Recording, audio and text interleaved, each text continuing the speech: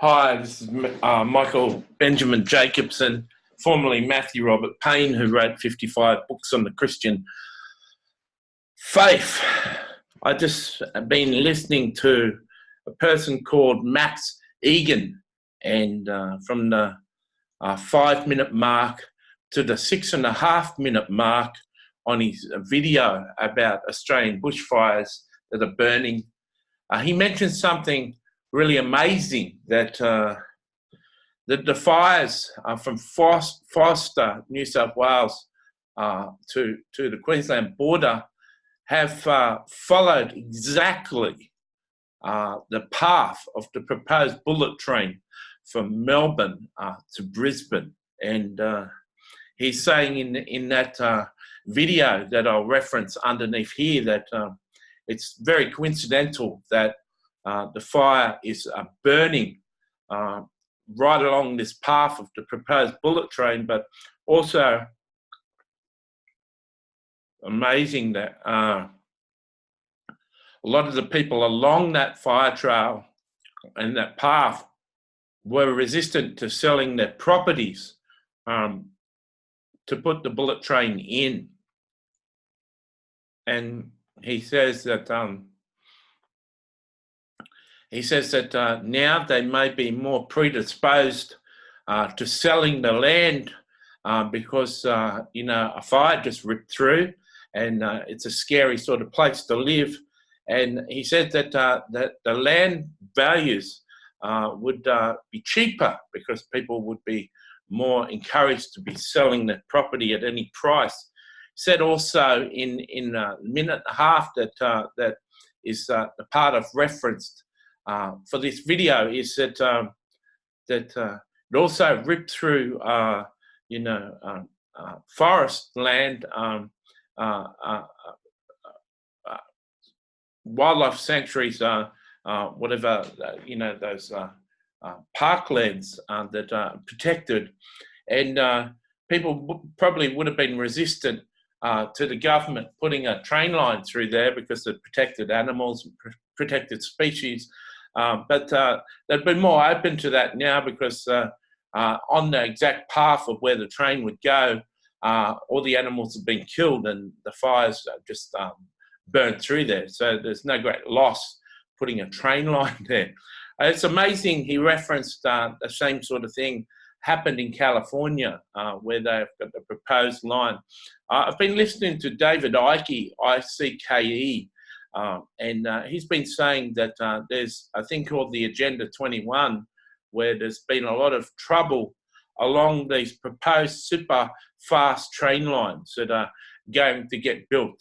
He referred it to the movie The Hunger Games, where all these people were in villages and zones within this futuristic society, and they all are prepared to produce and everything for the rich elite that lived in the city. And David Icke was saying that this Hunger Games scenario, this movie, is how the elite, how the Illuminati want to live in the future. And the Hunger Games isn't so much fiction, but something that they want to make into reality. So here's a wake-up call to the church that not only may Israel Folau be right about this being God's judgment, but this is the first time I've heard that that the Australian government and the Illuminati who run the governments through the Masonic order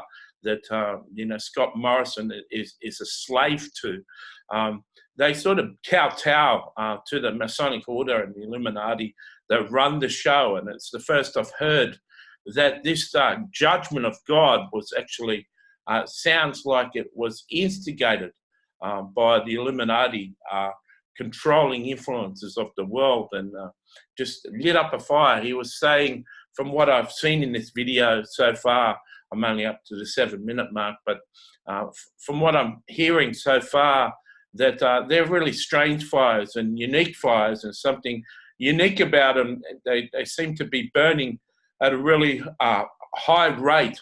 And also, he says that this is probably the aluminum that has been sprayed by the jets that run over the country with chemtrails. And this is manufactured fire and the purpose of fire. This is something I believe the church should rise up, should watch this video and start to inquire of the Australian government. Is this real? Is this true? And,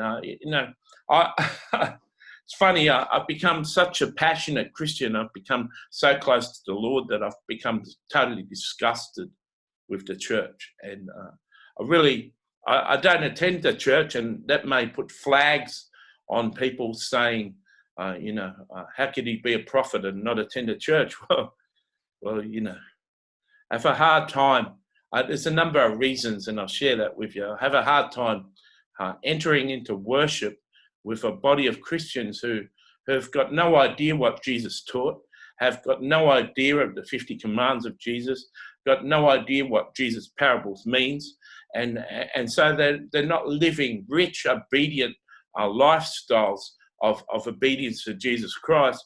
But every week they put up their hands and worship this Christ they don't even know, and this Christ that they don't even know how to follow. And so I find worship in church offensive to my spirit. And I don't know if it's just my spirit. I think one of the prophets said, let your stringed instruments shut up and stop your worship, but let justice and mercy roll down like a river. And I think Amos said that, and I think that, that's typical of worship. And the last church I was in, he turned out to be a very evil, Jezebel controlling pastor who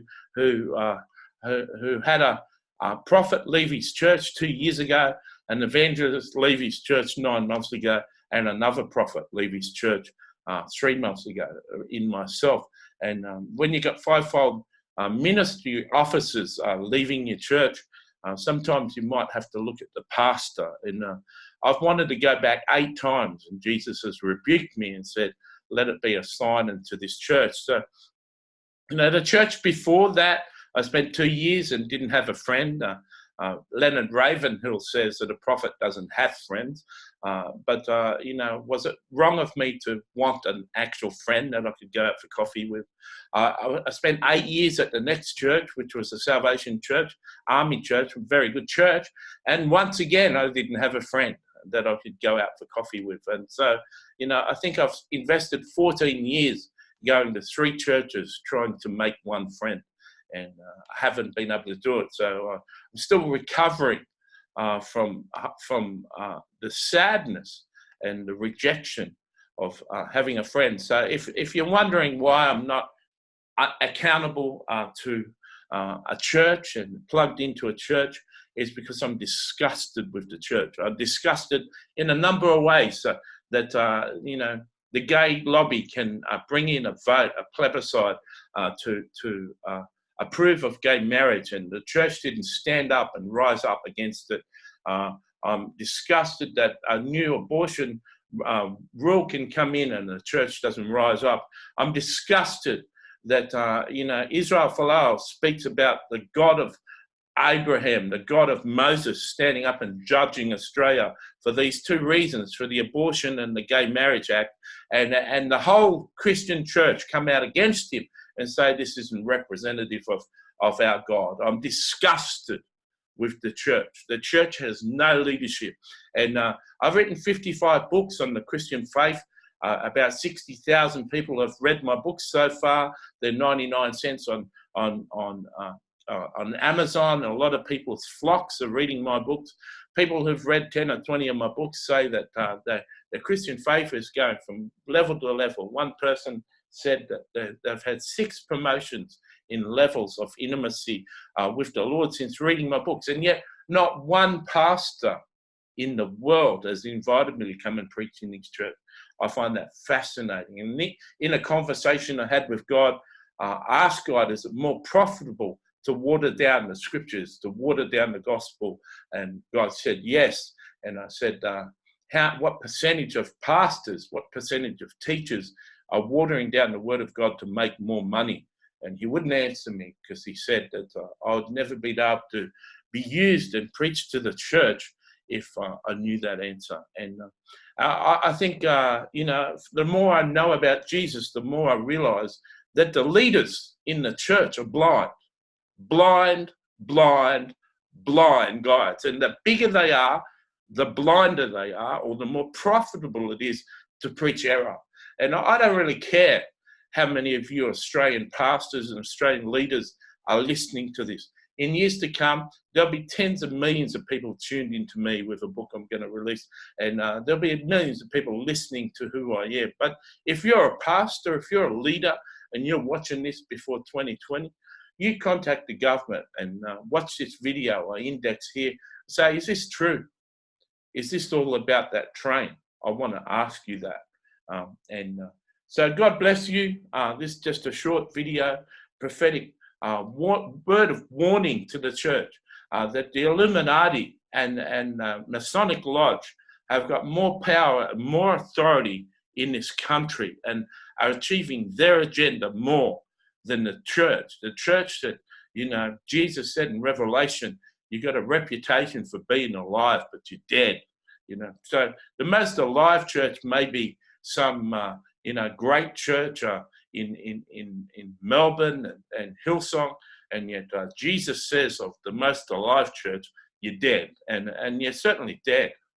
God bless you.